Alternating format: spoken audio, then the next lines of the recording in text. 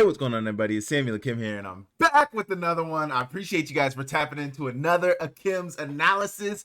We are nearing the end of the college football season. The quarterfinals just took place. That's what we're going to be recapping, and we'll talk a little bit. We'll look a little bit ahead to the semifinals and what's upcoming in these final two games. Same game parlay is now available with Sportsbet Montana. The wait is over. You can now stack your favorite picks from the same game into one parlay bet. Choose from money lines, player props, point spreads, totals, and more. If all your picks hit, you score big. How to bet. Navigate to football, basketball, or hockey, select more wagers, and turn the same game parlay toggle on. Build your same game parlay with up to 15 pregame markets. View them in the same game parlay section of your bet slip. 5. Enter your wager amount and place your bet. Sportsbet Montana is the exclusive betting partner of Akem'S Analysis and the Samuel Akem YouTube channel. They're also Montana's exclusive sportsbook, so make sure you guys go check them out for all your sports betting needs. Sportsbet Montana, your game, your bets, your state. Powered by the Montana Lottery. So we are going to be recapping every single game outside of Montana versus South Dakota. If you guys want to watch my Montana versus South Dakota recap, please go watch me and Keenan's recap of that game. He is obviously a former Grizz football player, so me and him get into the recaps of the Montana games when we can. I will be talking about Montana State versus Stephen F. Austin, what they did to get the big victory at home. We'll also be getting into Tarleton State versus Villanova, another top seeded team falls. It's absolutely crazy out here in this playoffs this year. And then we'll get into UC Davis versus Illinois State. And once again, another top seeded team falls. The left side of the bracket has absolutely been crazy this season. And I just don't know what to think about it. So we're going to get into all of that at the end. Like I said, we'll look ahead to the semifinals matchups and talk about some of the things just talk about some of the intricacies about the matchups. And then I got a question at the end. But make sure you guys stay tuned in for the whole episode. I appreciate you guys for tapping in. As always, please hit the like button. Please hit that subscribe button. My subscriptions are growing a ton. Let's continue to grow. And please leave me a comment down below of what you guys thought about all the matchups this weekend. But we will get straight into it. Okay, Montana versus Stephen F. Austin. Montana State. I'm so sorry. I mean Montana State. Man, the first thing I put on here is, I felt like Stephen F. Austin was good enough to win this game. I thought they had the talent to win this game.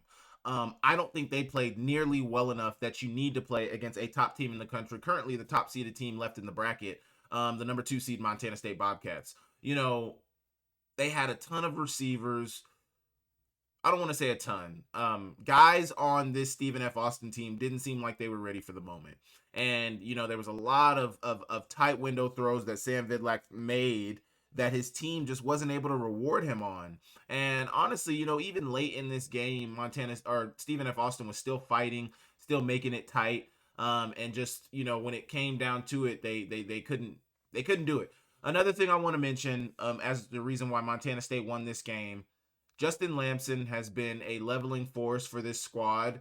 And, with him at the helm, with him calling things for this Montana State football team, it's going to be very hard to beat them because he just simply does not make mistakes. He did throw an interception in this game. Really good play from the Stephen F. Austin defense. But outside of that, I think that was his 3rd interception of the season. So just like Tommy Mellott last season, taking care of the ball at a high level. 20 for, I think he was, let me see, I got it right here. He was 20 for 26, completed 77% of his passes for 246 passing yards, 2 touchdowns, 1 interception. I didn't put his rushing numbers on here, but I have them here. He ran the ball 12 times for 16 yards and another rushing touchdown. Man, he just played so well. And one thing I really like about what Justin Lamson has done is he does not force the ball. He is not going, if he thinks there's a throwing window that he can fit it into, he's going to throw the ball. And he has made some tight window throws. He made a couple other tight window throws in this game. You can go see those in my breakdown of this game. But he is just he makes quick decisions. You can tell, you can see when he's working, and that's what makes him so good to me is his decision making, his the way he values the football and takes care of the football, but also his ability to run the ball. And you can tell when he's looking downfield, surveying the defense, seeing what they're giving him. You can see when he goes through that, he's like you see him scanning the field, and he's gonna take off. Like, he's not gonna waste any time. He's not gonna sit there and like try to point somebody open, like, oh, go this way, like scramble. No. If it's not there, he's gonna run it. And his ability to run the football, um, definitely is something that comes into play exactly when you need it. Now, he didn't have the greatest rushing numbers in this game, only 16 yards on the ground, but still had a rushing touchdown. I think he's got 9 straight games with a rushing touchdown and a passing touchdown. I don't know if that's a record or anything, but he's on a phenomenal streak. And Justin Lamson, as long as Montana State has Justin Lamson behind the center, they're going to have a chance. They're going to be in every game, because he is going to make the plays. He is going to put them in position to where they're going to have an ability to win the game. Also, Adam Jones. Adam Jones hasn't had, as flashy of a season, not as many explosive runs this season, not as many long. I mean, last year he had an 80-yard touchdown run, 90-yard runs. I mean, he had a bunch of big runs. And this year he hasn't necessarily had a ton of big runs. He has had big runs, but I just don't think he's been really good. And that's the point of I'm trying to make. He's been really good. The numbers haven't looked the same as last year for Adam Jones, but I would say Adam Jones has been even better than last year. He was really, really good last year, and they had a really good offensive line, but he had a really, really good team around him. Now, Adam Jones, his 1,300 rushing yards was really needed for that Montana State football team. Adam Jones made some big plays. New Mexico, Montana, he made big plays. I mean, he made big plays all season, so I'm not trying to downplay what he did last year. He was a very integral piece to what they did last year. But just in my opinion, watching this football team, it seems like Adam Jones' contributions and what he brings to this offense is just a little bit more important than what it was last year. Like, I felt like last year, you put anybody in Adam Jones' position as a freshman running back, redshirt freshman running back, they were going to have 1,000 rushing yards minimum. Maybe not 1,300 like Adam Jones had, but I think they were most running backs put in that position. We're going to get around 1,000 rushing yards, maybe 900, maybe 1,100, but I think they were going to be around where Adam Jones was at last year. If you put anybody in that position this year, not only has he been really good in the running game, I think he's had to work a little bit harder to get what he's got in the running game. The offensive line has come along as well throughout the season, but also his contributions in the passing game. Adam Jones is a serious weapon in the passing game for this Bobcat football team. He can genuinely catch out of the backfield. He runs good routes. He's got soft hands, and what he brings on that side of things, I think, has really been instrumental for them, because that was something that I noticed last year watching them. Was like, man, when they put him on routes, when they run him, out of the backfield, he catches the ball really well. He just seems really comfortable in that position. I don't know why they don't do it more. Seems like they've leaned into that a little bit more this year. I don't know the numbers to corroborate that, but it seems like they've leaned into it a little bit more. Adam Jones, 9 carries, 114 yards on the ground for 2 touchdowns, 12.7 yards a carry. That's phenomenal. 5 receptions, 46 yards, and a touchdown, 9.2 yards a catch. Julius Davis also had 17 carries, 96 yards. For 5.6 yards a carry. I think they actually took a touchdown run away from him because of a peace sign celebration. We got to get over ourselves, man. That's why we're taking touchdowns away. And I actually did see that in high school. It was either high school or youth ball, but I saw that growing up. But in the college game, I don't think I've ever seen a touchdown taken away for celebration.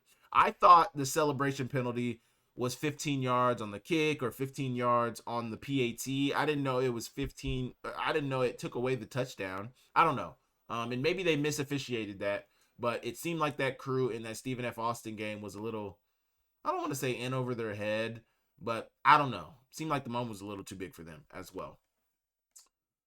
I mentioned this earlier, but it seriously did look like some of the players on Stephen F. Austin's team were just like, the moment was big for them. And not to say the moment was too big for them, but like it genuinely seemed like a lot of them were like, oh my gosh, like we're really here, we're really playing against Montana State. The only reason I say that is because of some of the drops that they had and some of the plays that they weren't making. Like, man, it's like, this is the quarterfinals of the FCS playoffs. You're one of the final 8 teams in the playoffs. Like, you have an opportunity to go to the semifinals for an opportunity to go to the national championship. At times, not just with Stephen F. Austin, watching a lot of these teams sometimes, it's like they don't necessarily understand the stakes. And that's where I'll say having playoff experience from a head coach, having playoff experience from players on your team to be able to explain the importance of every play, every snap, every possession. It's all important. It all matters. It all plays a part at the end of the game in the playoffs. And I think that's something that Stephen F. Austin didn't necessarily have in this game. They didn't seem to play with a level of urgency that you necessarily need in the playoffs. Mistakes are magnified in the playoffs. Turnovers are magnified in the playoffs. Drops are magnified in the playoffs. Every little mistake you make can come to bite you in the butt later on in the game. And Stephen F. Austin didn't play like that. I wanted to say this. Let me say this one more. Montana State struggled with penalties in this game, but ultimately Stephen F. Austin's defense was no match. This is another example of a defense that is really good against Southland Conference competition, but then isn't able to generate stops against elite contenders. Ultimately, they were a really good team and a top 8 team at that. But there are clearly levels, and that's what I walked away from this game thinking. And you think about South Dakota over Mercer. They beat Mercer 47-0. South Dakota just lost to Montana 52-22. They lost by 30. And that's not necessarily proving my point about the Southland Conference, because the Missouri Valley is a very formidable conference, and South Dakota being the number 2 team in that conference is no joke at all. But to take the Southland Conference, for example, or even you can take the United Athletic Conference, for example. The United Athletic Conference had a team that was thought by many to be a top 3 team in the country, thought by many to be definitely a top 8 team, a contender for the national championship. And yesterday, that team, Tarleton is who I'm speaking of, not laid an egg, but they lost to a 12 seed Villanova. Now, Villanova is playing really good ball. They beat Lehigh the week before on a defensive battle, and Villanova leans on their defense. And if you have good defense, you can win in the playoffs, as long as you have a good enough offense and they run the ball and they play defense, and that's what wins in the playoffs. But this Stephen F. Austin defense ran roughshod over the whole Southland Conference, was undefeated in Southland Conference play. No team, I think, in conference play scored over like 17 points on them, or maybe 20 points, but like they were really good defensively. They came out of the regular season giving up like 15 points a game on the defensive side of things, and they were formidable against the run. And honestly, I think they played pretty decent against the run. No, they didn't. Montana State had 227 on the ground. So not great. But like I'm saying, statistically, this Stephen F. Austin defense was lights out for a lot of the season. They played really, really well. But then you think about the competition they played, that may be a reason. But then you see, they beat Abilene Christian by 7 in their first round matchup, and you think, oh, maybe, they righted their wrongs from their first loss. Maybe they're ready for Montana State. It just shows that there are truly levels in FCS football, and Montana State, North Dakota State, South Dakota State. It's crazy to say right now. But usually in most years, most of those teams are on different levels. Right now, it seems like that Big Sky is there. But obviously there's 2 other teams on the other side of the bracket. The Missouri Valley is still kicking, and the CAA is still kicking in this FCS playoffs as well. I mentioned Justin Lamson. Montana State's passing defense gave up some big plays, could have given up more, but the rushing defense showed up in a big way. They only allowed 102 yards on the ground. That's really phenomenal. Stopping the run is a key tenet of being successful in the playoffs, and Montana State showed that in this game, only allowing 102 yards on the ground. Looking at some of the team stats, 22 first downs for Stephen F. Austin, 25 for Montana State, 7 of 15 on third down for Stephen F. Austin, 4 for 9 for Montana State. I think that's around kind of the same percentage. Stephen F. Austin was 1 for 2 on fourth down. Montana State did not attempt the fourth down. Total yardage, Stephen F. Austin, 344. Montana State, 473. Passing yardage for Stephen F. Austin, 242. For Montana State, 246. Rushing, 102 for Stephen F. Austin, 227 for Montana State. Penalty yardage. This is a big number right here. Stephen F. Austin had 7 penalties for 37 yards. Montana State had 12 penalties for 100 yards. That is crazy. And then turnovers for Stephen F. Austin, they had 3 turnovers. Montana State had 1. Time of possession, Montana State, 35 minutes. Stephen F. Austin, 24. So when you look at that turnover number, the penalties are crazy. 12 for 100 for Montana State. That is not sustainable. Maybe it is. I don't know. But you don't want to do that consistently. But you look at those turnovers. 3 turnovers for Stephen F. Austin, 1 for Montana State. That is a big number for me. I've mentioned this whole playoffs. If you guys continue to watch Akem'S analysis, turnovers get you beat in the playoffs. You pay double for turnovers in the playoffs, and that is exactly what Stephen F. Austin did. You can debate some of the turnovers. Was his arm going forward? All this stuff. I don't know. But definitely turnovers will get you beat. This is the type of game. Oh, I just mentioned turnovers right on time. I just know exactly where I'm supposed to be when I'm supposed to be there. Montana State has the ability to not play their best ball and still win games by multiple scores. But how does Stephen F. Austin measure up to Montana? Obviously, that's looking forward to the Brawl of the Wild 2.0 that's going to take place in the semifinals in Bozeman for the final home game of the season for the Bobcats. Stephen F. Austin was better on the D line than the Grizz, but is that it? I would say Stephen F. Austin probably as a unit has better corners than Montana, but one of their starting corners didn't play. I wonder how much that contributed to what we saw from Stephen F. Austin in this game. But Stephen F. Austin was missing probably one of the best cornerbacks in FCS football, probably one of the best in college football, Charles Demings. They said it was reported that he had an illness, but he didn't play in this game. Which is a tough loss for them. You know, you're playing against the number 2 seed. You want to have all your pieces, and they didn't. But Montana State gets the victory. They will move on and to the semifinals to play Montana. Obviously, this is going to be a highly anticipated game. A lot of people talk about this potentially being whoever wins this game being the favorite to win the national championship, but we will see. Obviously, the game is going to be played. Obviously, they played in Montana. The Grizz took the L. Now it's time for the Bobcats to host, and we will see how it turns out. You guys let me know what you thought about this Montana State versus Stephen F. Austin game. I thought it was simply a matter of Stephen F. Austin waiting too long to show up to the party, because I don't want to say they didn't show up. They still put up 28 points. You know, they still in the second half looked like they were moving the ball the way they wanted to. But the guys got to come ready. You know, right as that first snap is snapped, right as that first play is snapped, they got to be ready to play. They got to be have everything strapped up, and they got to be making plays right at the tip. And they weren't able to do that. Montana State was able to build a lead. I think they jumped up to the 24-0 lead before Stephen F. Austin put up their first point. And at that point, you know, if you're not consistently putting points up, especially too, also if your defense isn't stringing together stops. So although you're scoring on the offensive end of things, you're not stopping their offense from scoring. You run into trouble, and that's ultimately what Stephen F. Austin ran into the second half. So you guys let me know what you thought about the Stephen F. Austin season. You guys let me know what you thought about the Montana State victory over Stephen F. Austin. Where do you guys think Montana State could improve going into the semifinal game? I know a lot of you guys would probably say penalties. Were there some of you guys that thought Montana State actually played a really strong game? Let me know in the comment section down below, and I will move on. You've studied the playbook, memorized the stats, but are you ready for the biggest question of all? L&M Fine Jewelry has the perfect ring, the right advice, and the best prices in the Big Sky. When it's time to pop the question, run the winning play. Located on American Way in Missoula and Main Street in Kalispell. L&M Fine Jewelry is the official jeweler of Akem'S Analysis and the Samuel Akem YouTube channel. Make sure you guys go check them out when you're looking to buy that special ring for that special person. L&M Fine Jewelry, your diamond destination. Okay, Tarleton State versus Villanova.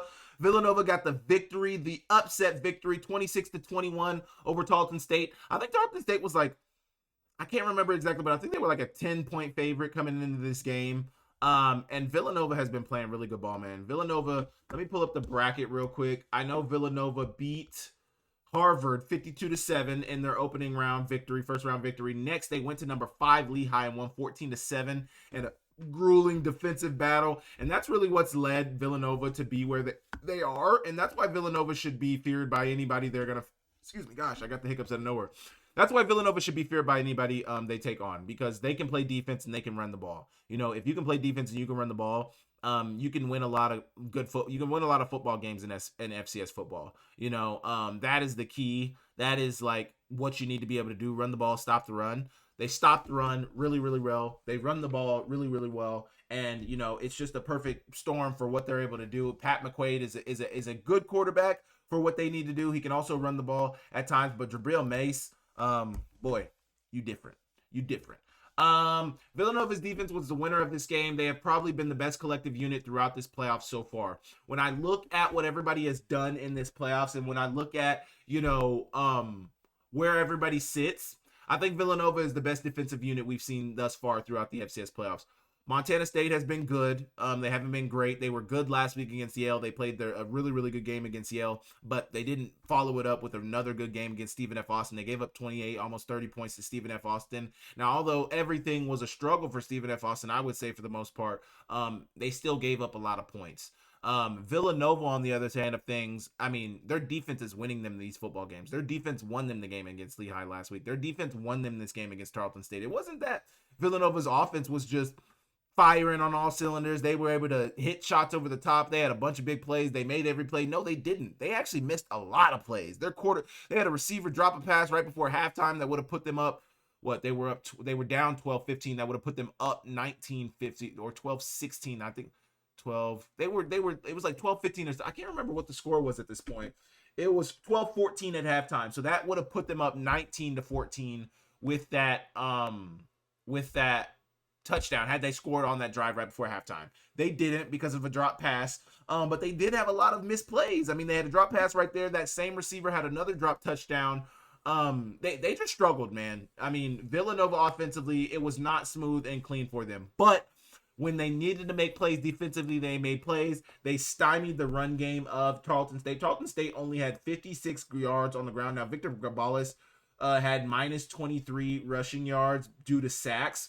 They don't have sack-adjusted rush yardage on ESPN, so I don't have that. But really good against the run. If you hold a team to under or around 100 rushing yards in a playoff game, you're doing good things. You're doing good things. And Villanova did that, and that's why they're moving on to the semifinals of the FCS Playoffs. Tarleton's offense ultimately couldn't perform when they faced stiffer competition. And this is a point I want to stick on for a second.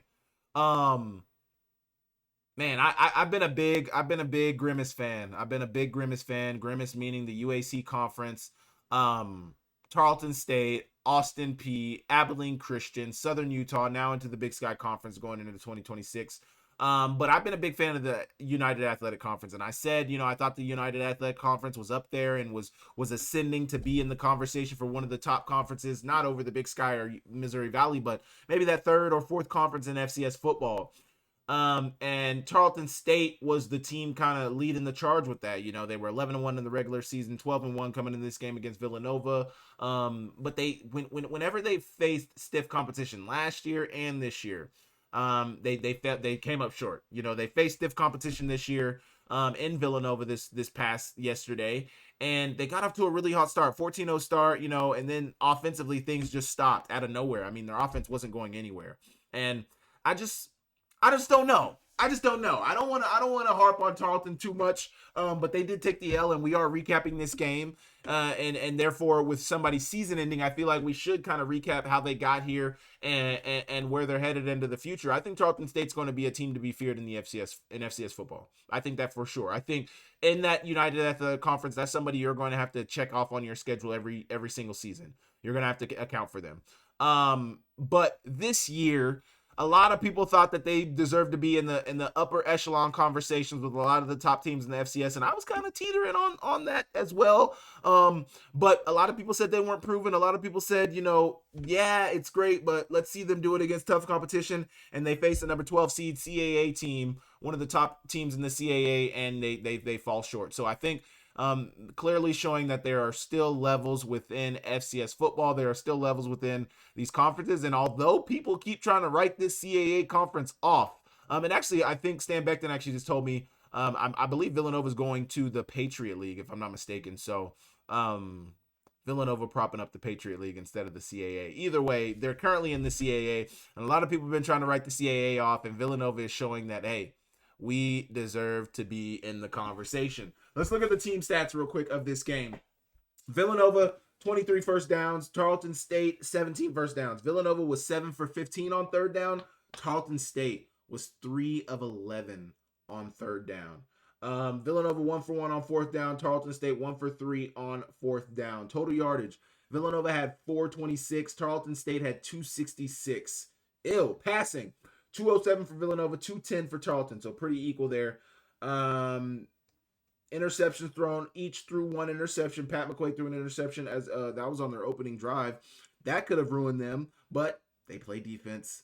They powered through it. Good for Villanova. Rushing yards, 219 for Villanova, 56 for Tarleton State. I think we're kind of past the point. Now, you could still see it, but I think we're kind of past the point where you're going to see an 100-yard rushing game. Any team at this point, because, I mean, you think about it, Montana won by 30 yesterday, and they only ran for 144 yards. I think at this point, we're to the point in the season where everybody is good to the, like, everybody is good at stopping the run. Everybody is good defensively. Everybody is good offensively. Like, although their numbers may say they're 30-40 in the country, like, they're here for a reason. So they clearly can score. They clearly can stop other teams from scoring. It's just how effective are they, and how effective against their opposition are they at doing that particular thing.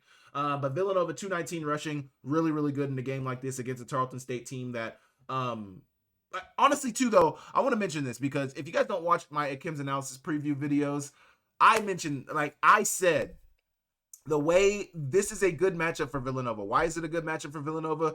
Because Tarleton State defends the pass at a high level. I think, let me scroll back up to my notes from last week, but Tarleton State, if I'm not mistaken, was number 6 in passing defense in the country, allowing 160.5 yards a game.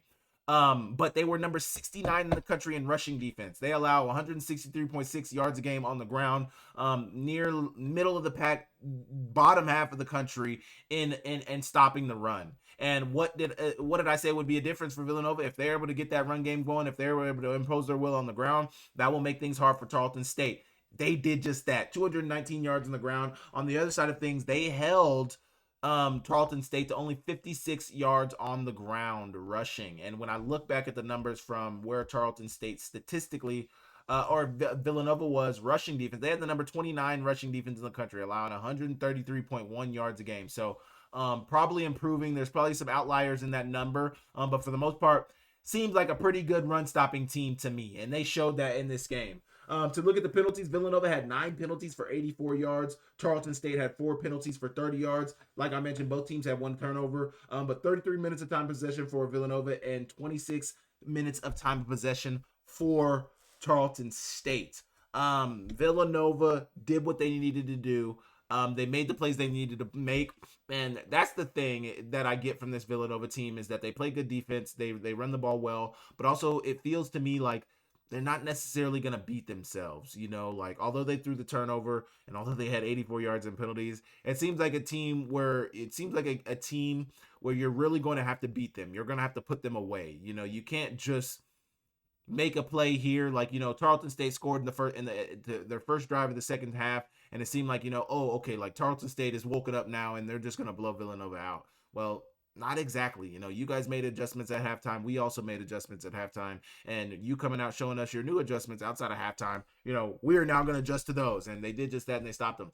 Villanova has now defeated the 5th seed and the 4th seed in back-to-back weeks. There may not be a team left in the bracket who is playing with as much confidence as this team. Now, honestly, I think the 2 teams with the most confidence, everybody at this point has a ton of confidence, because I'm thinking about this Montana team right now too, who took their first loss to finish the regular season and then has now put 50 on both of their opponents in the second round of the FCS playoffs and then the quarterfinal round. But, Villanova beating 2 top seeded teams, the 4th and 5th seed, and then Illinois State beating 3 straight seeded teams. They beat SELA, who was the 16th seed. Then they beat NDSU, who was the number 1 seed, and then they went and beat UC Davis, who's the 8th seed. So, although I think Montana has a ton of confidence, I don't think the left side of the bracket, where Villanova and Illinois State are, has a ton of confidence right now. Those 2 teams are feeling like they're on the top of the world right now, and unfortunately, they got to play against each other for a chance to go to the national championship, but that's why we love the game. Villanova's defense has been showing up over and over again to lead them through this playoffs. Villanova had some explosive offense, but they were missing some pieces, and it didn't seem like they could get in a rhythm all game. I put Villanova there. That's Tarleton. Tarleton had some explosive offensive plays. If you remember, the first offensive play of the game for Tarleton was that post to Peyton Kramer, 80 yards for the touchdown. Outside of that, they hit a big play to Marquise Willis as well down the right sideline. And they I don't want to say outside of those 2 plays, they had a few other big plays, but for the most part, like, they couldn't get in a rhythm. They just didn't seem like they were themselves offensively. It just didn't seem like they could get things going, and it just seemed like everything was a struggle for them, and they had to work for every single yard they were getting in the run game. The run game was hard, man. Tylen Hines for this Tarleton football team was working his butt off, and he just wasn't able to get anything going. What did Tylen Hines have? He had a big, long touchdown run to call back, but Tylen Hines had 19 carries, 75 yards, didn't get rewarded with the touchdown. But Tylen Hines had a really good game. He was injured for a lot of the season. Was good to see him back. McQuaid wasn't extremely efficient, but when you have a good defense and a run game, you only have to do enough as the QB. Pat McQuaid, let me tell you what Pat McQuaid, 16 for 33, 48% completion percentage, under 50%. That's nasty. 180 yards passing, 1 touchdown, 1 interception. He also had 7 carries for 22 yards on the ground. But this is why having a good defense and a good run game is so important. Pat McQuaid, for most standards, that game was pretty ugly. And I would say, a lot of his receivers didn't make a lot of plays for him. People didn't show up for him when he needed them to show up. So I'll give him that. But this wasn't an extremely efficient game. He didn't have an extremely, appealing game. Only 180 yards, 48% completion, not pretty, and an interception, a nasty interception in the red zone where he tried to flip it, and it's like, yo, just throw it away. Just go out of bounds. We're getting 3 guaranteed here. You don't need to do that. When you have a good defense, when you have a good run game, when you have good pieces around you, when you have things that can prop you up as a quarterback, I think of Trent Dilford with the Ravens back in 01, 2000, 2001. He had the best defense in maybe the history of NFL football, and he didn't need to do much at all. Put up 10, 15 points, put up 17 points, your defense is going to give you the win because they're just going to do enough. Pat McQuaid only had to put up 26 points for his offense, and his defense was able to do the job. In college football, sometimes that can be tough, man. Holding a team under 25, 26 points, holding a team under 30 can be tough, but the good defenses do it, and Villanova was able to do it in this one. Tarleton's run game was non-existent in this game, which ultimately makes everything else harder as an offense. I'd agree with that. I don't know how I feel about the veer and shoot offense also with the slow mesh. I don't know. Sometimes it seems like it gives big gashes in the run game with the slow mesh, but also I don't know. I need to talk to a coordinator. I need to talk to somebody in offensive mind to see what the benefits of the slow mesh are. I think it also, from a objective standpoint, looking at it, not knowing too much about, what the core tenets of it are, it looks like the slow mesh kind of gives the quarterback an opportunity to read everything he's seeing, kind of gives him an opportunity to let you know what's to see how things are going to play out. But I don't know. Doesn't that also give the defense I don't know. It probably pauses the defense too, because they're like, they don't know if they should fire on the run or if they should, if they should stay on the receiver. If they do fire on the run, they're going to leave the receiver. I mean, I don't know. Villanova will be a tough team for anyone to beat if they continue to dominate on the defensive side of the ball. Out of all the teams left in the playoff, Villanova has probably played the best defense overall. I mentioned that Villanova dominated it in total yardage, and they also dominated in time possession. This is ultimately what got them over the top in the end. There were a lot of close plays in this game, but it's a game of inches. Man, that touchdown by Tarleton, would-be go-ahead touchdown by Tarleton was so close, man. And that's, man, that is ultimately what it comes down to in the playoffs. That is ultimately what it comes down to in football. Every little inch matters. Every little play matters. This miscatch right here could come to bite you later on in this game, or this, it's every little play, every little inch, every little first down. I mean, that's why I hate when guys are on 2nd and 9 and they have an open run to get a first down and they run out of bounds on and make it a 3rd and 1, or they try to juke. They catch the ball on 2nd and 9, 1 yard short of the first down, and instead of turning and knifing it upfield, they try to juke, and then they get hit, and then they're short of the line to gain. And it's like, yo, just get the first down, just get it, because every inch matters, every yard is hard, but Villanova gets the victory. They move on to face Illinois State in the semifinals. You guys let me know what you thought about what Villanova did in this game. Jabril Mace was the star of this game for me. 18 carries, 151 yards, 1 touchdown. Luke Colella made plays, 5 receptions, 71 yards, 14.2. Victor Gabalis, I didn't talk about his numbers, so I'll mention those real quick. 12 for 23, 52% completion percentage, 210 yards through the air, 2 touchdowns, 1 interception. Peyton Kramer had 4 receptions, 104 yards, and a touchdown. So those are the numbers for the Tarleton State boys. You guys let me know what you thought about this game in the comment section down below, and I will move on. Drink a beer and support a Grizz athlete. DraftWorks is a longtime favorite of beer enthusiasts across the Treasure State, and DraftWorks has created a sessionable, delicious lager that donates part of every sale to the name, image, and likeness efforts at the University of Montana. Up with Montana Lager is a crisp, effervescent beer that pours pale straw in color and greets you with an inviting malty aroma. And it's crafted with Grizz athletes in mind. If you're headed to the tailgate or stocking up to watch football, give back to the NIL Collective at the University of Montana by drinking Up with Montana Lager, proudly created by DraftWorks Brewing. Okay, the third game that we are recapping is UC Davis versus Illinois State. Illinois State got the victory 42-31. Man, Illinois State is playing really, really good football right now. You can tell that they're playing, it just seems like they're playing real free. It just seems like they don't care a lot. It seems like it seems like they're kind of like, we have nothing to lose. We're playing with house money right now. We beat the number one team in the country in North Dakota State, knocked them out of the bracket. Now we're playing an 8 seed. You know, you're not as good as North Dakota State, and we just beat them. We should be able to beat you guys. And that, if I was Brock Spack, that would be my message. You know, we beat the best team in the bracket. We beat the best team in the tournament. We beat the best team in the country. I think no matter, even though they did lose and they're no longer in the tournament, NDSU was the best team in the country. I think, you know, they hadn't been tested, and obviously it doesn't look that way now, but I think NDSU was a really good football team. The fact that Illinois State beat them, I think as a head coach, you're saying, yo, we beat the best team. We aren't going to see a team better than what we beat. So anybody else we face off against, we should be favored against. In our minds, you know, we should be favored. We should have a chance against any team we face off against, because any team was not the team that we beat. So credit to Illinois State for taking care of business against UC Davis. Looking at the numbers here, man, Caden Pinnock had 400 passing yards. A lot of that was empty calories, given how down they were in this game. I mean, at one point in this game, they were down. What am I saying? 35-17, and then they got down. I believe they were down 42-17 before they scored 2 late touchdowns in the fourth quarter. But this was really a beatdown by Illinois State. They looked really, really good, and they have looked really, really good.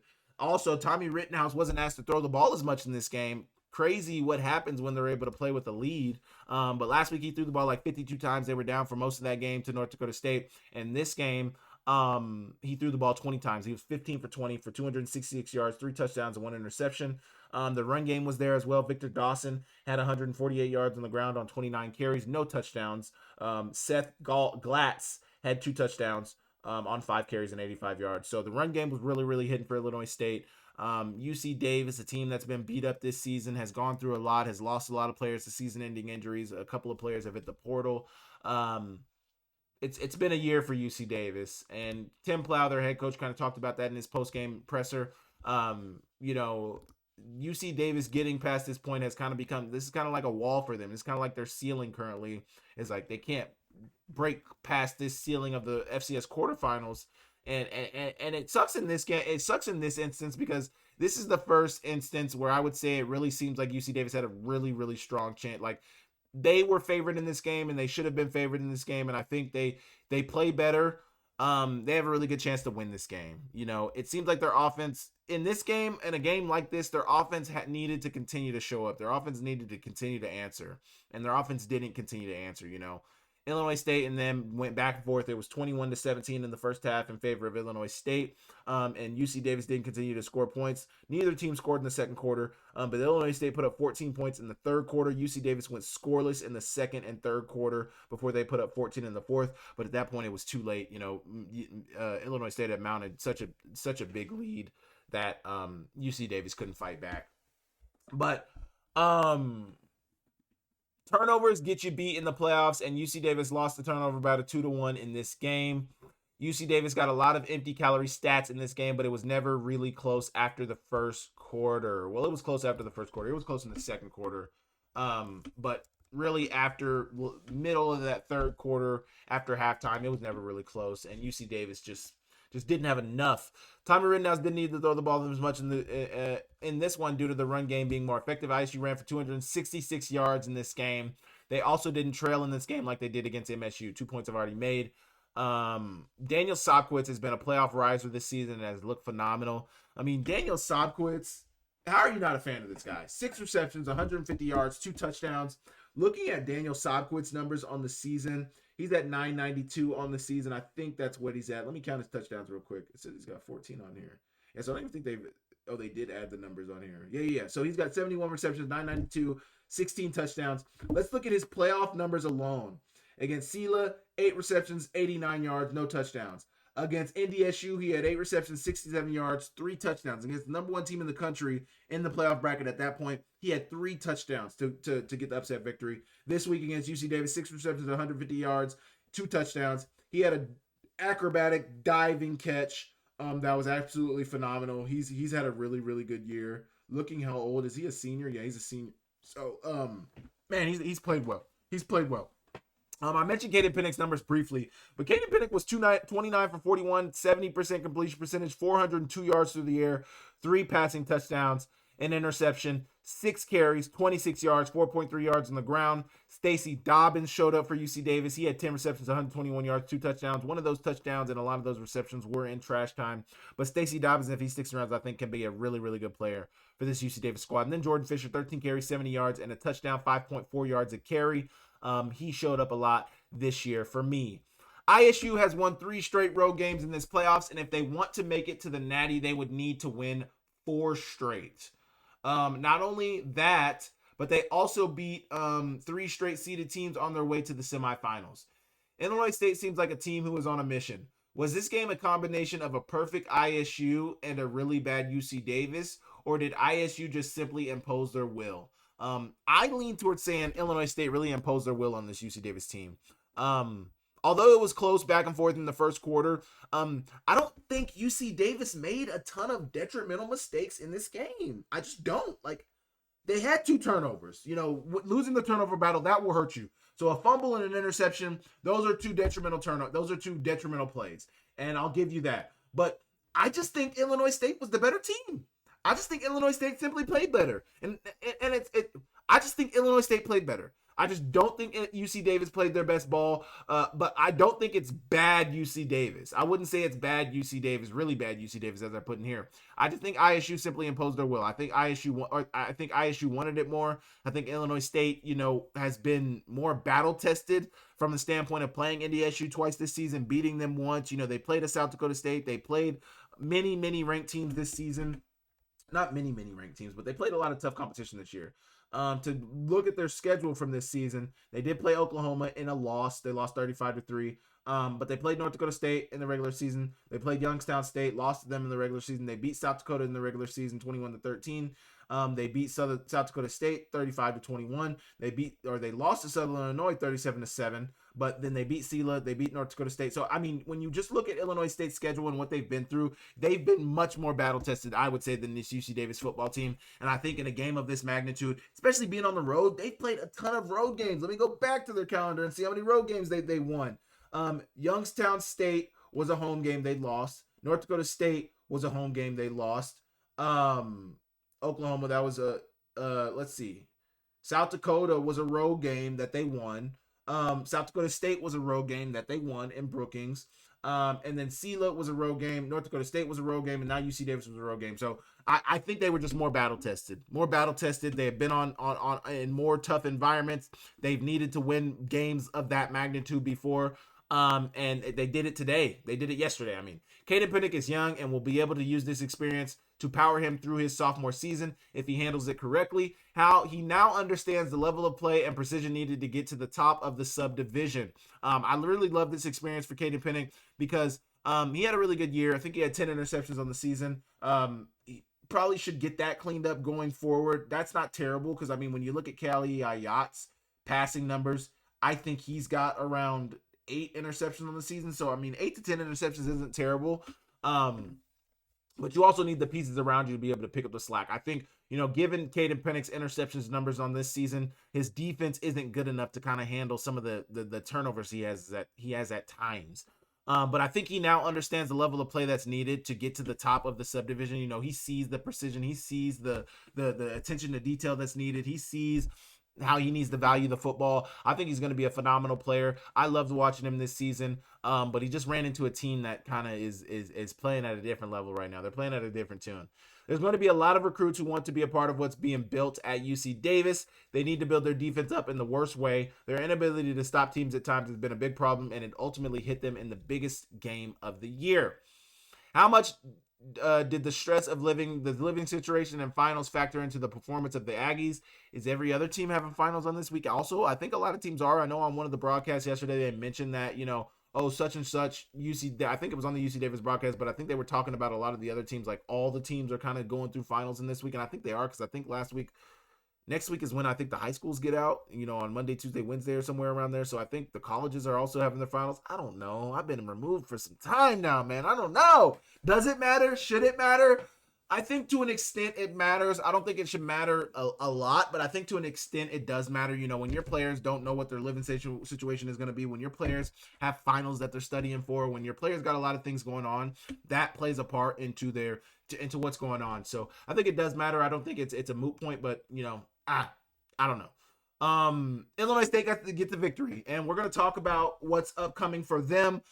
In the next section coming up, we're going to look ahead to the semifinals. So you guys let me know what you thought about this UC Davis versus Illinois State game.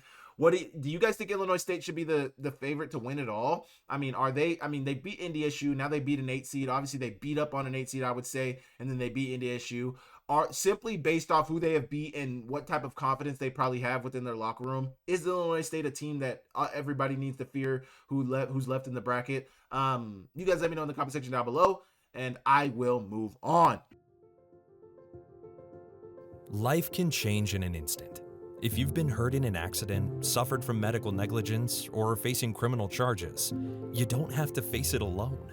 At Ryan Miller & Coburn, we're here to listen and fight for you.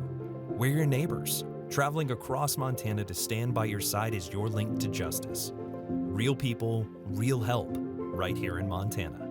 Ryan Miller & Coburn, your Montana attorneys. Okay. I want to do a look ahead to the semifinals matchups. You got Montana at Montana State in Bozeman, and you got Illinois State at Villanova in Philadelphia. First question, we'll start with Montana and Montana State. How much should the Cats be favored by? We talked about this last night, us and some of the media people after the Montana game.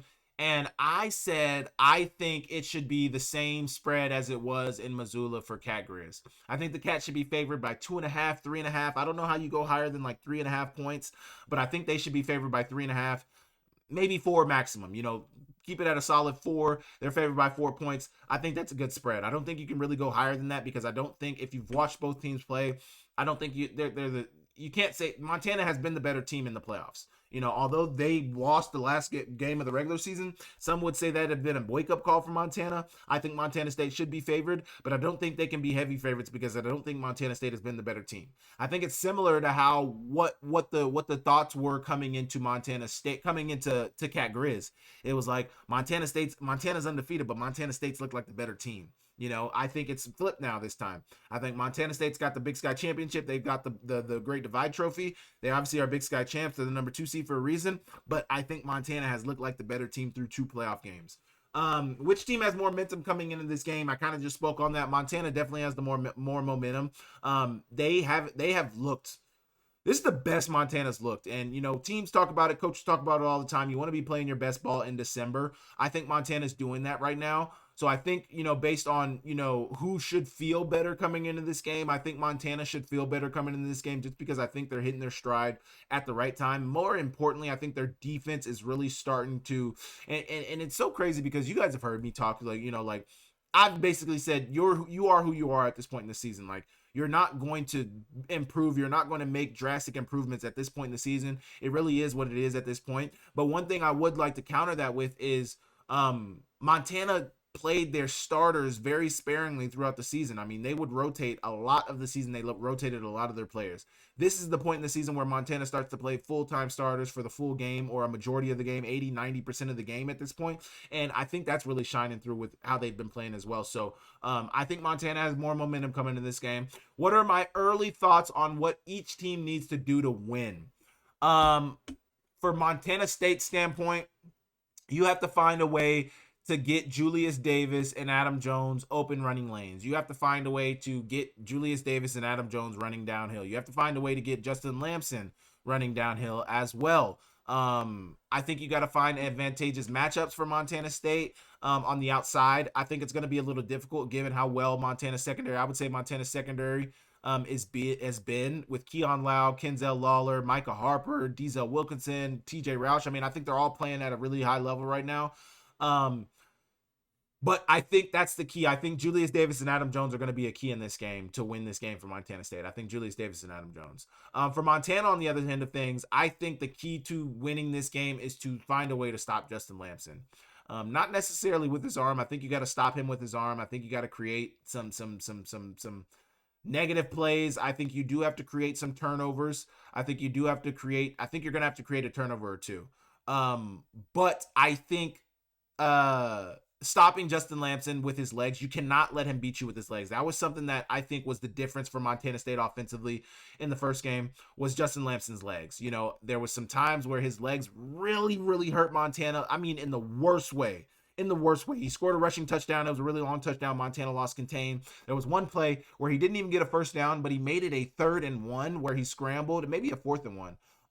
But then they ran it on the 4th and 1 and converted, and that was on the last drive of the game. They tried to spy him, but they spied him with number 57, Jake Mason. And it's like, man, like, you need to spy him with a backer. You do not spy him with the D tackle. You spy him with the backer, and they're staying locked in on his eyes. I think that's a key in this game. I think having a spy on Justin Lamson, I think teams are hesitant to put a spy on him, but I think he's good enough, and he's warranted that respect. You need to put a spy on him, because that is what is the backbreaker for a lot of these teams. They play good coverage downfield. The Justin Lamson runs for a 15, 20-yard run. That is a killer, man. Especially on 2nd and long, 3rd down. I mean, they converted a 3rd and 20 with Adam Jones. I mean, yeah, those are my early thoughts. We're going to get into it on the preview coming up later this week, so make sure to tune into that. But my last question for Montana State, who should have more pressure coming into this game? I don't think it's a question. Montana State has more pressure coming into this game. They won the Big Sky Conference. They're the 2 seed. They're the home team. They're boasting this lofty record of beating the Grizz. But I mean, this is one of the only years that I would say winning the Brawl of the Wild the first time does not matter at all if you don't win this game. Winning the Brawl of the Wild in the regular season, winning the Big Sky Conference Championship, having the Great Divide Trophy does not matter, because if you lose this game, then your rival goes on to win it. If you win the Brawl of the Wild 1.0, then your rival beats you in Brawl of the Wild 2.0 and goes on to win a national championship. Not a good look. Not a good look. So you guys let me know what you think about that. Moving on to Illinois State versus Villanova. Same questions. How much should Villanova be favored by? Should they be the favorite? An added question on that one. I actually don't think Villanova should be the favorite in this game. I actually think Illinois State should be the favorite in this one, given that they beat the number 1 team in the country, given that they've been playing some really, really good football. I think Illinois State should be favored coming into this game. Even though it's on the road, I think they should be favored by 2-3 points, but I think Villanova will be favored just because they play really good defense. They are at home. I don't know, though. I think it's going to be a close spread, and I think it's going to be a close game. But I think the spread's going to be pretty close. I think it'll be a point or 2-3 points. But I think Illinois State has a chance to be favored in this game, just based on what they've done, beating 3 straight seeded teams. Now, Villanova, that's even up for them. They've beat two top 5 seeds in back-to-back weeks. Illinois State's beat 2 top 8 seeds in back-to-back weeks. So we'll see what they think about that. But I don't know. I think it can go any way with anybody being favored. I think it'll be a point or 2 off whoever's favored, like 1 or 2 points favored by. Which team should have more momentum coming into this game? Now, this is the tough question, because both teams, like I just mentioned, have won 3 straight, have beat top seeded teams in their games to get to this point. But I think Illinois State should have more momentum coming in this game. Beating NDSU, you're riding a high off that game, and then you go on the road again and beat UC Davis. Now, both of these teams also have been on the road, so that's something to consider. But, man, Illinois State definitely has a leg up in the confidence department, I would say. But both teams have a ton of momentum. So I don't know. This is tough for Illinois State Villanova. What are your early thoughts on what each team needs to do to win? My early thoughts for Villanova is defense and run game. That's what's led you here. That's what's gonna get you over the top. My early thoughts for Illinois State are offense. I think they're going to have to, just like they did against UC Davis, I think they're going to have to put up a lot of points. I think if they put up 30, 40, 50, I don't know if Villanova has the ability to put up that many points on offense. Obviously, they put up 52 on Harvard, but I think it's a little different now. They put up 14 and beat Lehigh. They put up 26 and beat Tarleton State. We haven't really seen them put up a ton of points against a really good defense of unit. So I think they really need to make this a shootout. Illinois State needs to make this a shootout, see if Villanova's offense can answer the bell. Who should have more pressure heading into this game? I think Villanova's going to have more pressure coming into this game because it's a home game for them, because they just beat Tarleton State. Although Illinois State did beat NDSU 2 weeks ago, I think the immediate of your mind is Villanova just beat the number 4 Tarleton State.